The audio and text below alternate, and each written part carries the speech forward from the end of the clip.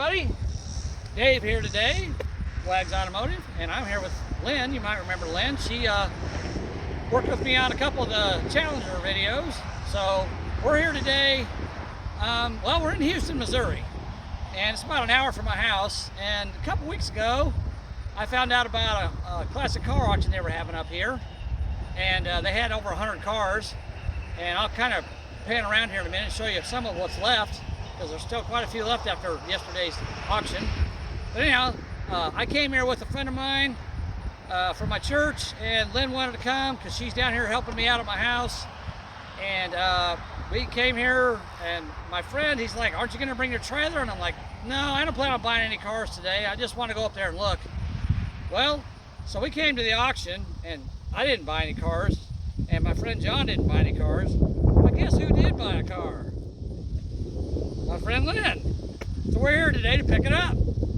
But now, one thing I haven't seen a lot of when I watch videos on YouTube of other guys that do this, I haven't seen a lot of guys talk about what you need if you're going to go get a car that won't start, it's been sitting for a long time. What do you need to bring with you? So let me go through that real quick, make a video of that, and then we'll show you the car that Lynn bought yesterday that now I get to bring. So, all right, let's get started on that. Okay.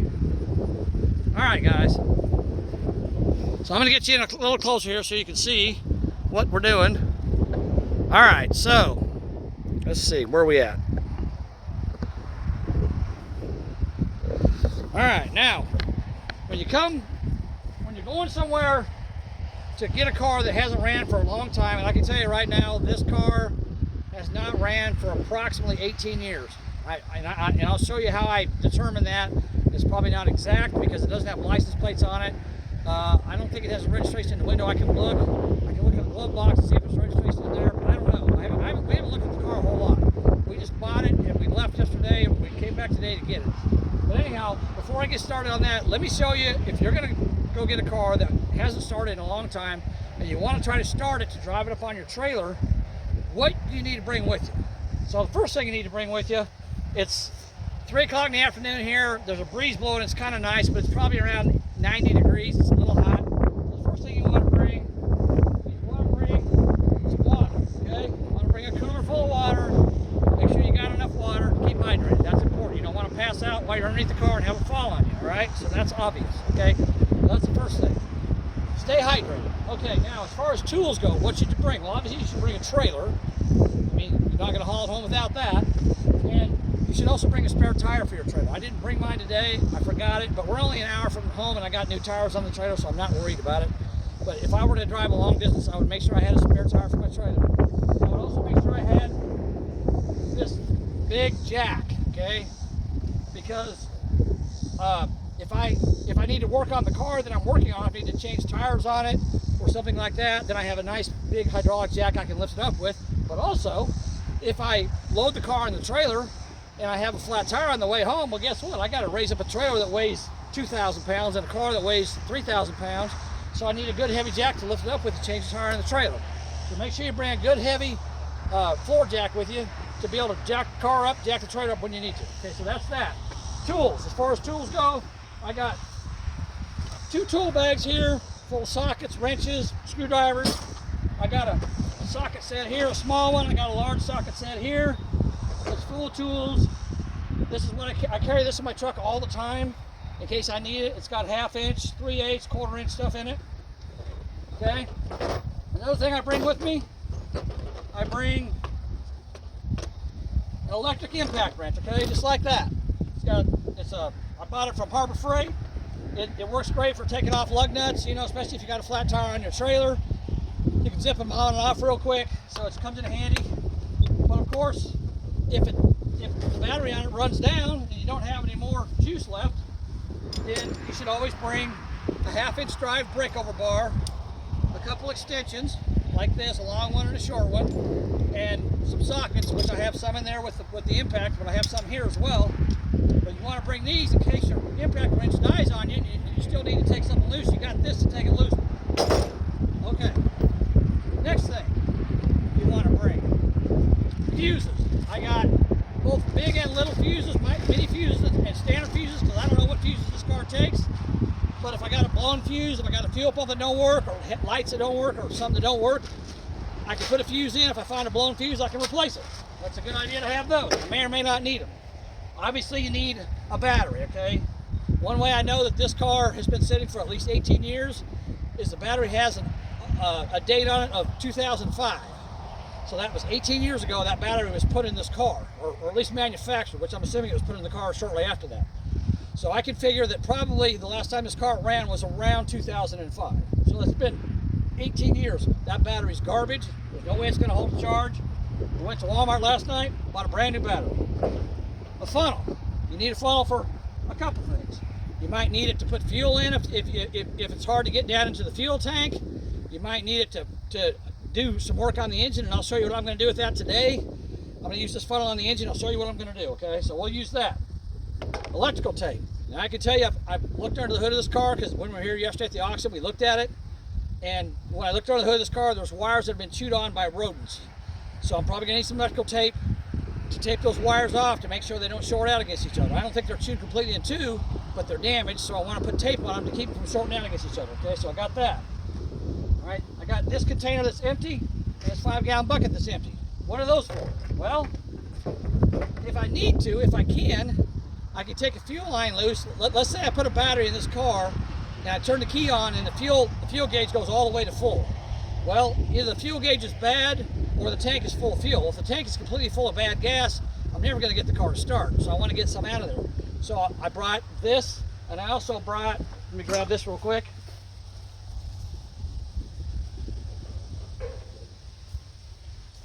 I also brought 3 different sizes of fuel line, okay?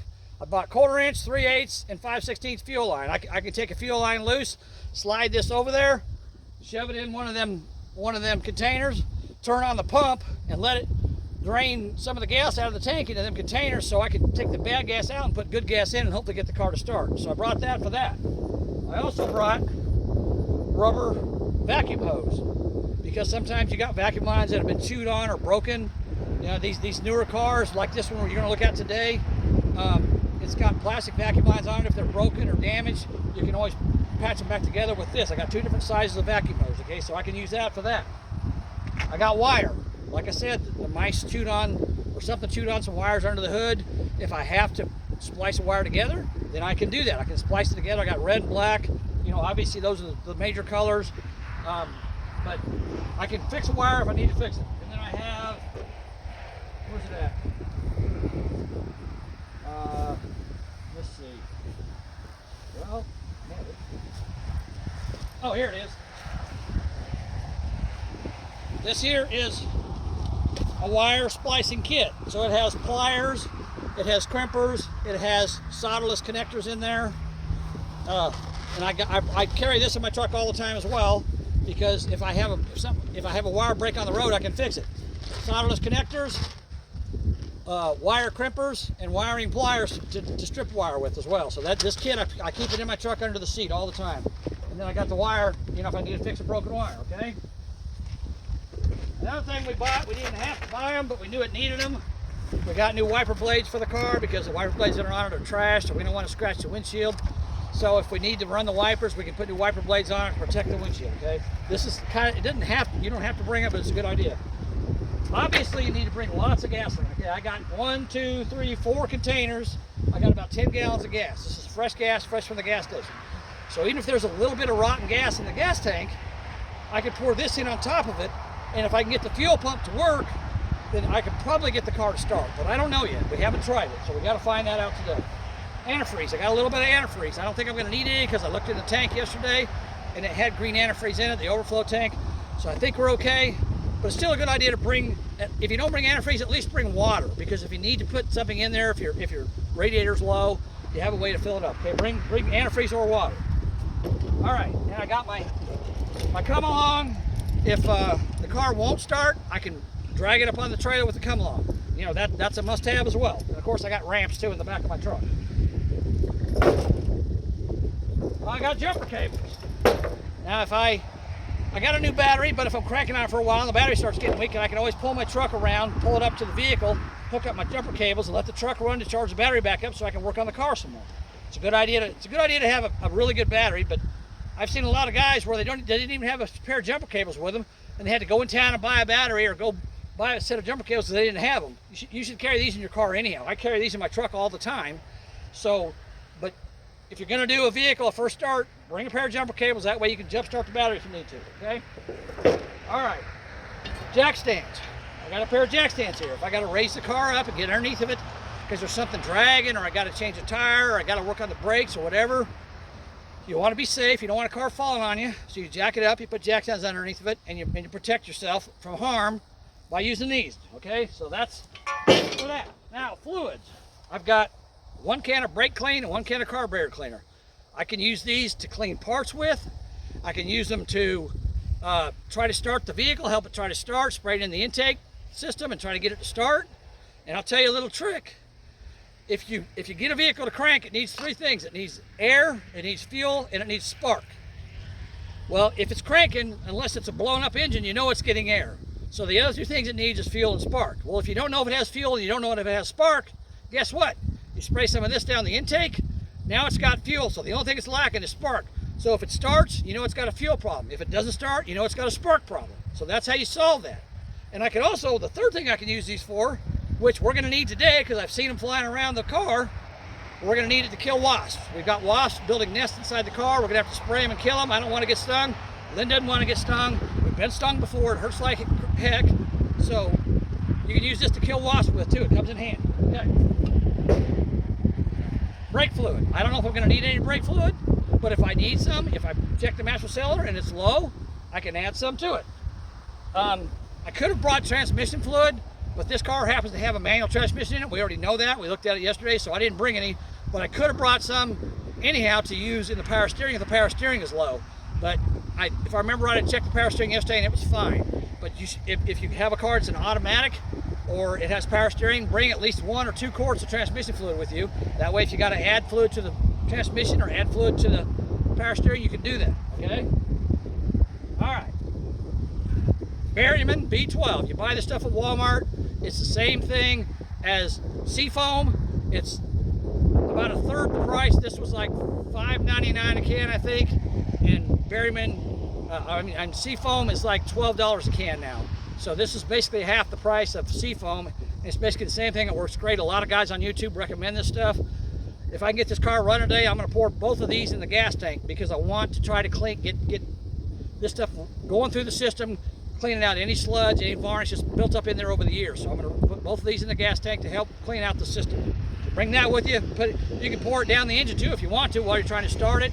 You can pour it inside the carburetor if it's carbureted. You can pour it down the vent tube. I've shown you guys how to do that. Pour it down the vent tube and let it sit in the carburetor. It kind of breaks up the gun, varnish in the carburetor. But this is a fuel injected car, so we're going to dump this in the gas tank. If we can get the car to crank, we're going to dump this in the gas tank and try to help clean out the system while it's running. Okay. Last but not least, my favorite thing, I've told you guys about this 100 times, bottled mystery oil. I normally would dump this down the carburetor and let it flow into the cylinders to help lubricate the engine before I start it. Well, I can't do that because this is a fuel injected car. But today I'm going to show you what I'm going to do with this stuff that's basically the same thing. It's going to take a little more work for me to do it, but I'm going to show you what I'm going to do. Okay. Last thing. Oh, one more thing. Okay. This is a very important thing to have too. I went to O'Reilly's and bought this several years ago. It works really well. A little portable air compressor, okay? It's got a hose on it. I also have plugs in here that I can plug holes in tires with. I've got a couple tools in here, but I carry this in my truck all the time. Again, if I have a flat tire on the road, if I run over a nail or I poke a hole in a tire, I can air it up. Let's say I get a flat tire and I destroy my tire, and I pull my spare off and it's flat because it's been under my truck for the last 5 years and I haven't checked it. Well, guess what? I can air up my spare with this. But today, we're going to need this to air up tires on this car because it's got a couple tires that are low. So we're going to air them up. Okay. Yeah, she saw some wasps fly up underneath the door handle, so we're going to be spraying them with that carburetor cleaner and killing them. But don't forget to get yourself, and don't go buy one of those cheap 12-volt ones that's like made out of plastic. This thing here is big. It looks basically like a regular air compressor, just miniaturized. It's heavy duty. It's metal. It's really strong. And this air intake here, every once in a while I'll take it off and I'll spray some WD-40 down the cylinder to keep it lubricated. So definitely should have one of those too to air up tires. And one other thing that I did not bring that I should have was some lubricant. I should have brought some WD-40 or some kind of lubricant spray that I can use. Down the hood and under the handle. That I can use to lubricate bolts with, to break things loose with, lug nuts if I need to do that, you know, things like that. I didn't bring any WD-40 with me today. I forgot it. That's the one thing I did forget. But I think we can get by without it today because this car is a newer car. It's in fairly decent condition. Well, I wouldn't say fairly decent. It looks like crap, but wait till we're done with it, then we'll see what it looks like. All right, so now that we've done all that, I'm gonna cut this off. I'm gonna make a separate video of just this. So if you guys ever say, hey, I wanna do what Wags does, I wanna go out and buy me a car that's been sitting outside for 20 years or sitting in a garage for 20 years or whatever, and I wanna go out and do a first start video on it, these are the things you're gonna need to do it with, okay? This is just a quick video to show you that, all right? So if you're gonna do it, these are the things you need. There might be other things you need. I didn't bring any hoses with me. Radiator hoses, I didn't bring any belts, I didn't bring any transmission fluid, I didn't bring spark plugs, I didn't bring tune-up parts. You know, there's other things that you may need, but it's Sunday here, so we're probably not going to find a parts store that's open. But if you go during the week and you know you need those parts, you can always go to the parts store and pick those up. That's not a big deal. These are the essentials, okay? I don't know if it needs brakes, I don't know if it needs spark plug wires or a tune-up or any of that. I don't care. I'm just going to try to get it to start. If I can't get it to start, I'm going to pull it up on the trailer. We're going to take it home. We're going to work on it there. So that's what you need. These are the basics you need to do this with. So just so you know, that's what you need if you're going to go do a first start on a car. All right, guys, we'll talk to you soon. I'm going to turn around here in a minute and show you what we got. Okay, here we go.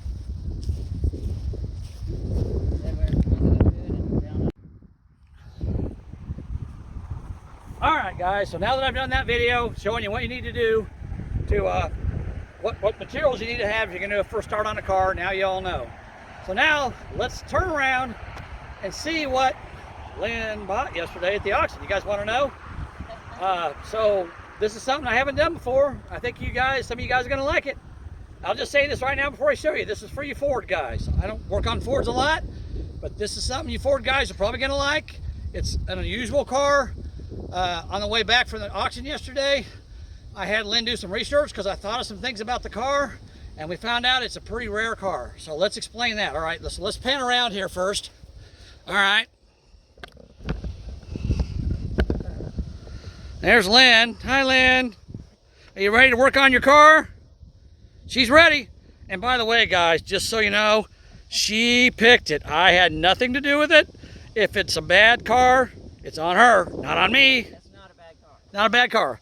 So we got a couple of old ugly Mustangs there. They're convertibles. They look horrible. So the guys that own these cars, they were brothers, and they both passed away, and they had amassed a collection of over 100 cars over the last many years. And I'm going to go this way because I'm going to make you wait. There's another Mustang there. There's a couple of old trucks. There's a ramp truck over there, a square body ramp truck, and a couple of a Blazer, a Bronco, I mean, without a roof on it. And that white Ford truck over there, they didn't have a title for that, so I don't know what they're going to do with that. And here's a bunch of older Mustangs, 64, 65, 67 Mustangs. There's some Tri-5 Chevys up there. Let me get over here so you can see. Whoop! Sorry about that, guys. You don't want to look at the sky. There you go. See if I can zoom in here a little bit. Yep, there's a 56 Chevy, another 56, a couple of 55s up there. There's a 57, and there was a lot more of them. They had more. Now let me zoom back out so I don't. Okay, they had more Mustangs and Tri-5s here than any other car. And then we got over here. We got some back here in the backfield back there. We got a couple of T-Birds, and we got some old 40s cars. There's like a 55 or 56 Pontiac Chieftain back there. That's a cool car, but it's in pretty bad shape. Here's an old Dodge right here, and another Dodge next to it that's even older. There's a 58 Chevy over there. Believe it or not, that 58 Chevy there sold for like, I want to say $5,000, and look at it. It doesn't even have a hood or a motor in it. Crazy. 65 Chevy next to that. There's a couple of 70 Impalas out there. One's a convertible. That red one sold for about $5,000. There's a Jeepster, Willys, and here's a couple newer vehicles up this way. There's a Pontiac back in the back there you can see, and an old T-Bird. And here's an old Chevy, oh, that's a Ford truck, and then a couple of newer cars over here. Okay, and now we're gonna swing around. We're gonna see what did Lynn buy. Well, let's, oh, there it is. You got a little peek. Let me back out. Oh, come on now. What? I don't want, come on. My, okay, it ain't working. Come on. No, not that way. This way. There you, why is it doing this? Dang it. Sorry guys, I'm trying to get my camera to zoom and it's not zooming. Keep going. No. Oh my gosh. Okay, this is very annoying. All right, there we go. There it is. 1996 Mustang GT. First year of the 4.6 liter engine. First year for the, they went from the T40 to the T45 transmission, which is a 5-speed instead of a 4-speed. Or maybe the T40 was a 5-speed too, but the T45 is supposed to be a stronger transmission. So anyhow, she bought this car yesterday. And I won't tell you exactly what she paid for it, but she paid a little over $2,000 for it.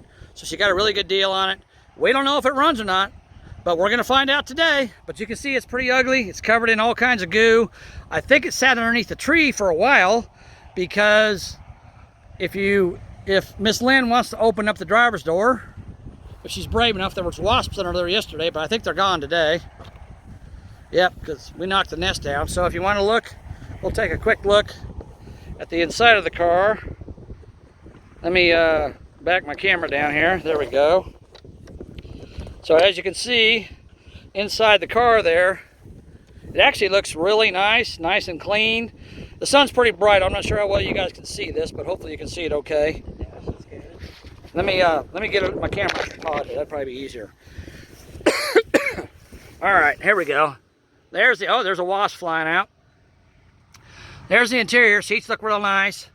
Dash looks really good. Let's look at the odometer. We like that. All right, can you guys see that? 103,814 miles. Not bad. So fairly low mile car. Interior is pretty clean on it. And like I said, I think the reason the interior is so clean on this car is, if I can get this seat to go up, well, there it goes. There's the back seat, looks good.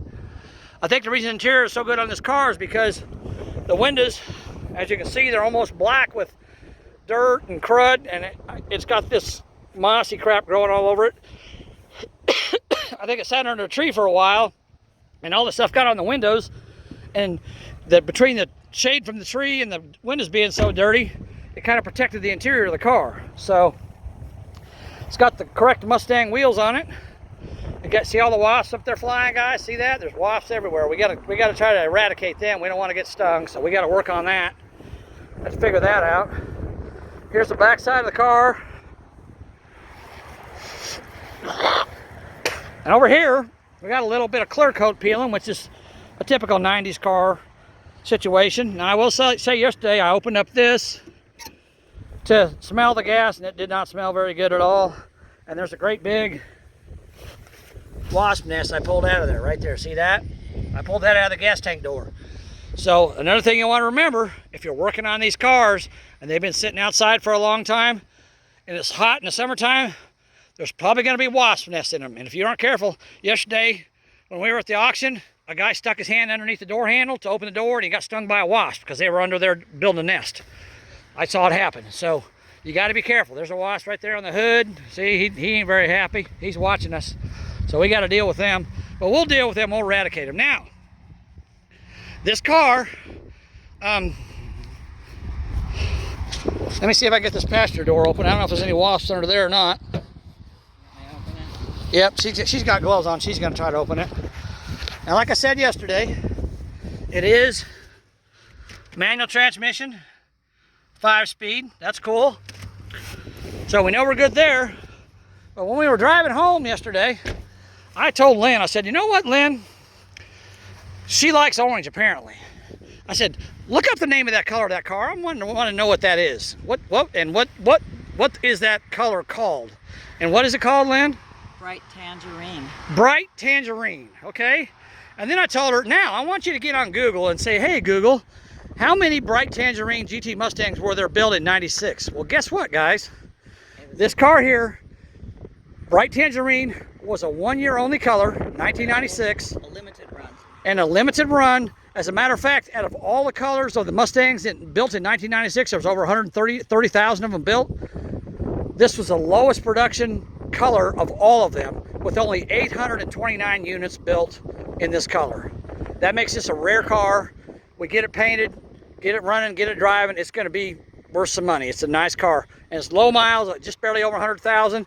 So I think we're gonna have good luck today. I think we're gonna be able to get this thing started. All right. So let me get around here and get this thing on a tripod, and we're gonna do some eradicating of some wasps, because I really don't want to get stung doing this. And then we'll start getting ready on working on getting this thing going. Okay. All right. Let me come around here,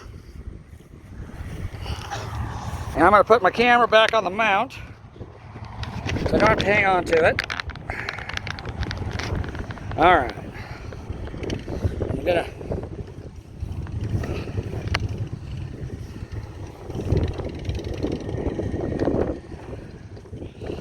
get our tripod set up here. Well, come on. Oh, wrong button, Dave. Sorry, I'm trying to get my camera raised up where you guys can see what's going on here. All right, there we go. That's probably good enough.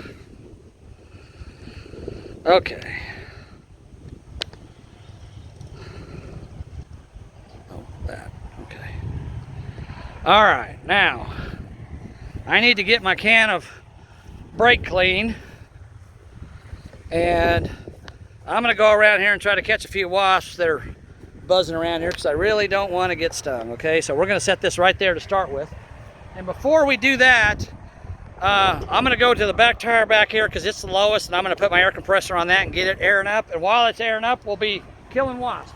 All right. I'm gonna get my battery that I got, my brand new battery. And by the way, I put this thing on a charger before we came here today. I put this thing on a charger and made sure it was fully charged. So it's a fully charged battery. Okay, we're gonna air up this tire because it's a little low. The rest of the tires look okay for now, but I want to air that one up. Make sure it's gonna hold air okay. Yep. It's right there. I'll get.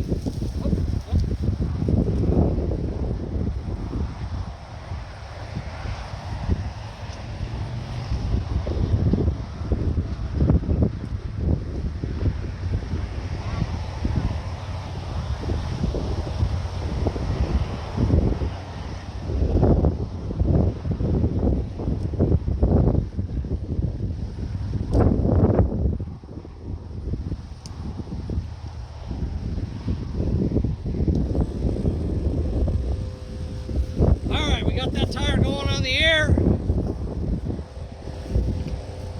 The thing I like about brake clean is it's got this little nozzle on here, and if you put the nozzle on there, you can kind of direct the spray really good, and you can usually hammer a wasp, and one spray of this stuff and it'll drop flat to the ground dead. So it works really well. So I don't see any right now. I'm gonna help here. But let's see if we can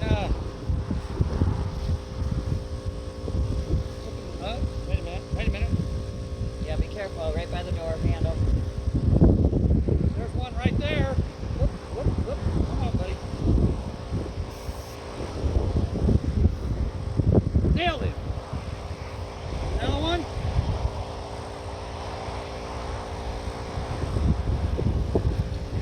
We're having a hard time trying to fly because of this wind.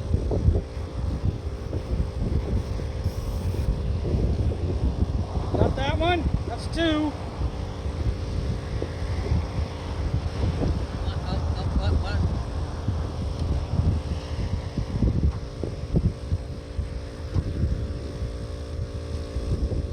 I didn't hear the hood pop. I sure hope it opens. We had it open yesterday. Oh, man. We had it open yesterday. I know. But I shut it before we left. I didn't want anybody underneath there Right. messing around. Hold on. Gotta check the tire.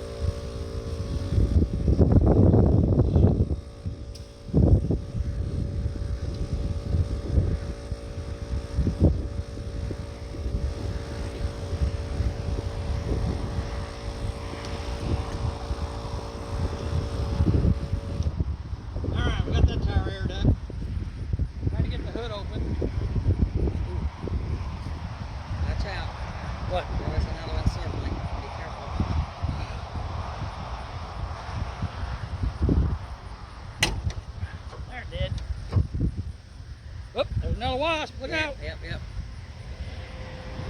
gonna be coming out. Oh wow, there's a bunch of them. Yeah, be careful. They're gonna be coming out from under there. Hold still.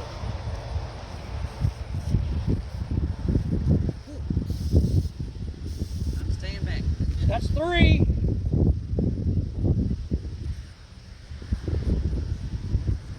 Careful, put your hand over there. Yeah.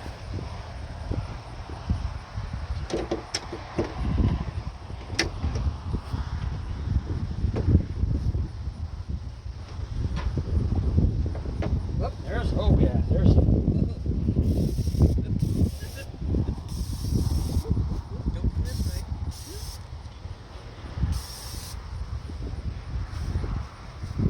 They got a wasp nest right down inside the hood here somewhere.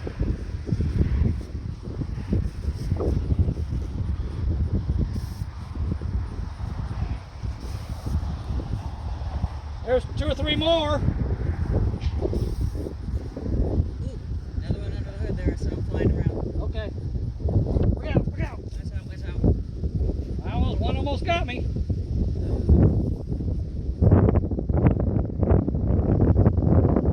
They're not ready to be evicted yet. Exactly.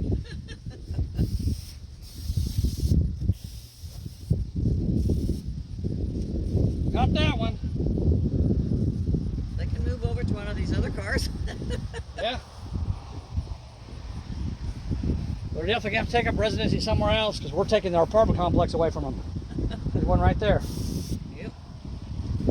So that's about 10 wasps I've killed. You just got to watch out because they're going to build nests in your cars.